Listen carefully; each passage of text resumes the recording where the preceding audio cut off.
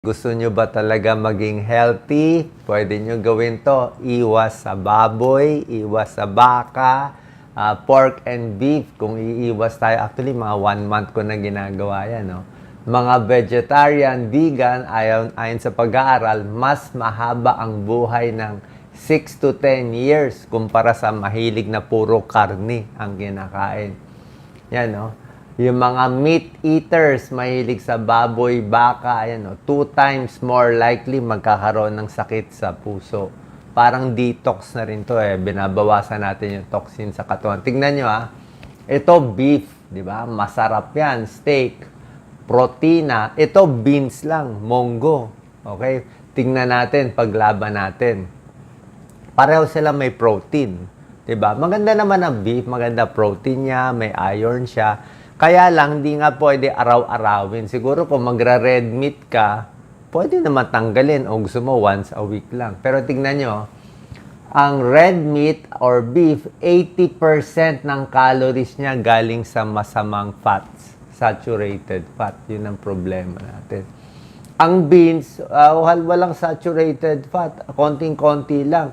Karamihan ng calories niya, carbohydrates, tsaka protein, maganda. Tingnan mo, pag beef, may mga excess hormone, pampataas ng cholesterol, ang pork and beef, walang fiber, magko-constipate ka, at yung iba, syempre, nilalagyan ng antibiotic, nilalagyan ng steroids para lumaki, para tumaba, pwede mag-cause ng constipation, mahal pa. Kita nyo, maraming bad effects Kaya nga sabi nga, kung puro meat, baka higher risk of cancer pa. Pero pag beans at gulay ka, lower cholesterol, high fiber, mas maganda pa pag dumi mo, lalo na kung bibilin mo organic. Diba? So, mas okay ito, matatanim pa natin. Good for the environment pa. Kaya basically, makita nyo, ano difference? Pag hininto nyo yung pagkain ng karne, ganito mangyari. Actually, chicken and fish pwede naman O yung iba, tinatanggal din yung chicken, fish lang, seafoods, meron ganong vegetarian. Pero I think pwede naman ang chicken and fish compared sa ganito, sa red meat talaga yung kalaban natin. Pag tuminto ka ng meat, mas maganda sa puso. Less cholesterol, less bara sa puso. Iwas sa cancer, mas papayat. Okay, nakakapayat.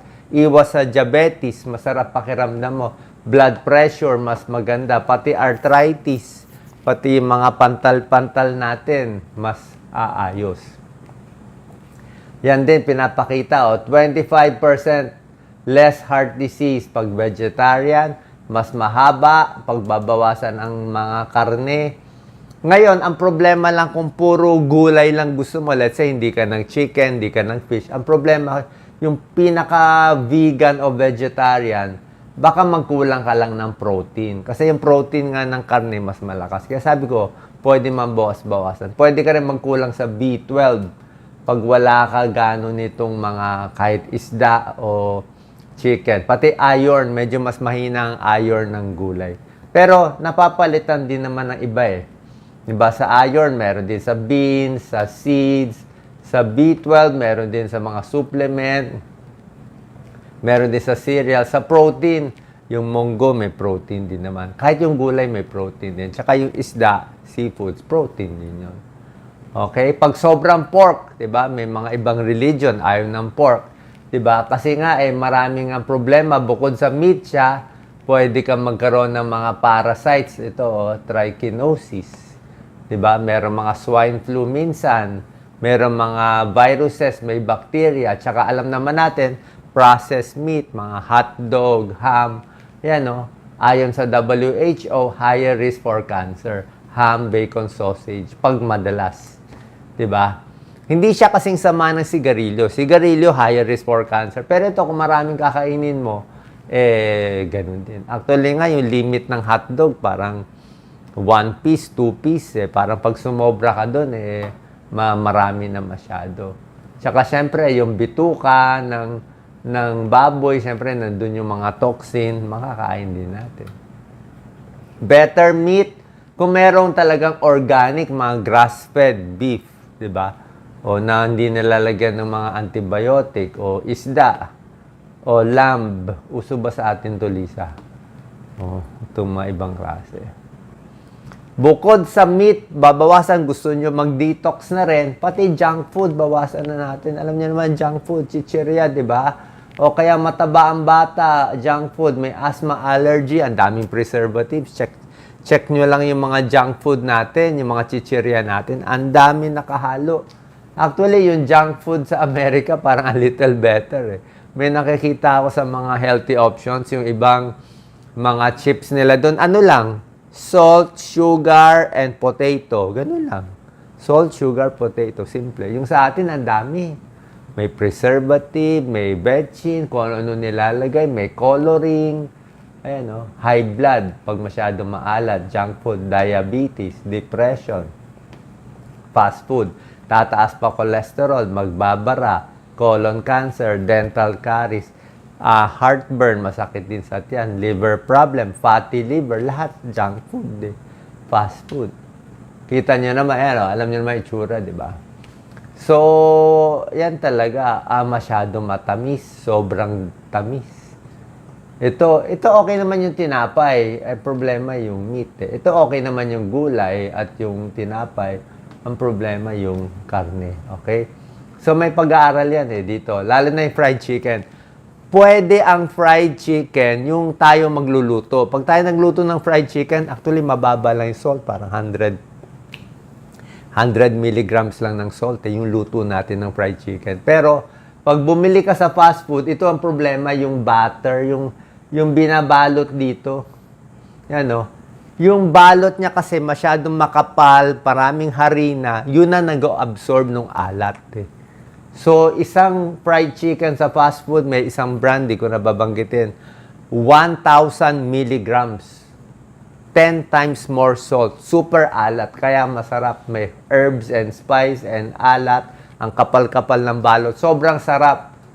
Favorite ng tatay ko noon nabubuhay pa. Kaya na nga, iba na. Pero yung fried chicken natin na simple lang, prito lang, mababa. Sobrang tamis. Deli meat. So, lilinisin ang dugo. Paano rin magiging malinis yung dugo at katawan? Ito, more fruits and vegetables. Tubig, pinakamahalaga. Minsan nga, kulang ng 8 glasses. Pag pagod ka pawis, ako ngayon, mas marami ininom ko, baka 10 to 12 glasses. Iwas alak, bawas sugar. Yan, exercise. Signs na may depression na yung katawan, nagkakalabasan yung rashes, irregular bowel movement, constipated, mas maganda nga, dumudumi ka once or twice a day, bloated, maga, menses, nagloloko, fatigue, stress, depressed ka, hindi makatulog, arthritis, marami nararamdaman, fatty liver, weight gain. Okay? Yung pag-store ng pagkain, yung tubig natin dapat malinis, more organic gusto natin. Tinolang manok, okay din naman, di ba? Yung atin. Native chicken, eat clean. Magdasal bago kumain. Water, pinakamahalaga, di ba? Misa kulang 8 glasses. Palinis. Tsaka syempre, ang tagalinis ng katawan natin, yung liver tsaka kidneys natin. Di ba? Liver and kidneys din tagalinis. So, kailangan din magandang nutrition. Tubig, kailangan niya ng kidney, kailangan ng liver. Ito maganda, panglinis, cruciferous vegetables. Broccoli, mahal, napakaganda, anti-cancer. Cauliflower, mas mura.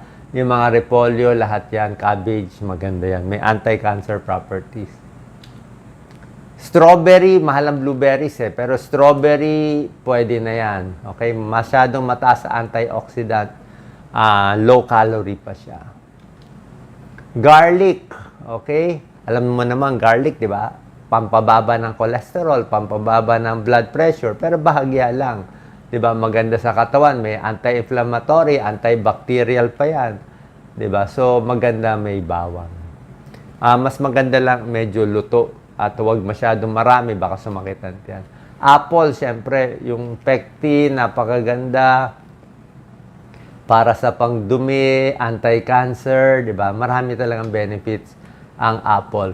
Pwede ito sa diabetes. Actually, ito nga pinakamaganda sa may diabetes. Kahit kumain ka dalawa, okay lang. Kasi nga hindi siya matamis. Tsaka mabubusog ka. Imbis na kumain ka ng donut na puro sugar at walang kalaman-laman, ito, ang sugar niya konti lang, fructose. Tapos kailangan kainin mo pa ito lahat. So, para mo makuha yung konting sugar, ang dami mong kakaining fiber. Yan ang ginawa ng Diyos. Kaya healthy. Hindi ka magkaka-diabetes. Paano ang daming fiber eh? Dahan-dahan yung pag-absorb ng sugar nakatago sa loob. Hindi tulad ng mga donut o cake, talaga pagkain mo, taas agad blood sugar mo. Suha, pwede naman na suha. Healthy ang suha. Yan, no? Mataas din sa antioxidants. Isda, syempre, omega-3 fatty acids. Mataas sa omega-3. Tuna, sardines, tilapia, yan. Isda natin. Mas gusto ko mga maliliit na isda. Ayaw ko medyo malaki para iwas sa mercury. Ginger, luya, may pag-aaral, good for fatty liver. Maraming benefits sa katawan. Hindi lang parang sa labat, hindi lang sa boses at sa ibang sa tiyan. Green tea, okay? Ako, chamomile tea.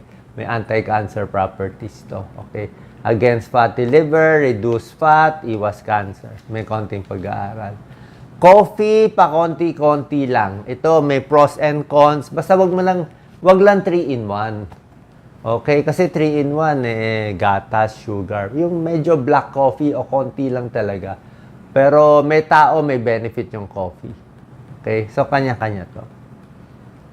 Sa supplement, mag-ingat din, di ba? Sabi ko nga sa inyo, baka masobrahan ng gamot, masobrahan ng vitamins, masobrahan ng supplement na hindi nyo alam, makakasama. Kaya itong mga natural na pagkain, mas maganda. Paalam nyo muna sa doktor. So, lifestyle changes para luminis, bawas sugar, more water, iwas alak, healthier food, green tea, exercise, bawas stress, syempre tulog ng mahaba, juicing.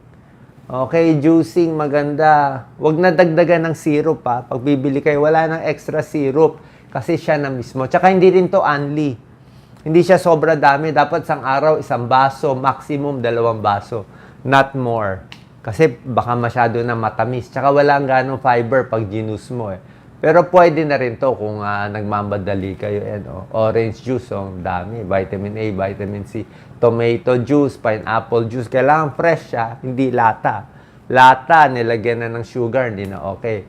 Apple na lang mismo, carrot. Mga juice, so pang detox. Apple, cucumber, kale, mahal ang kale. Lemon, ginger, celery. Lahat yan pwede para sa inyo. Sana po nakatulong to. May idea kayo paano maging healthy, paano i-detox ang katawan. God bless po.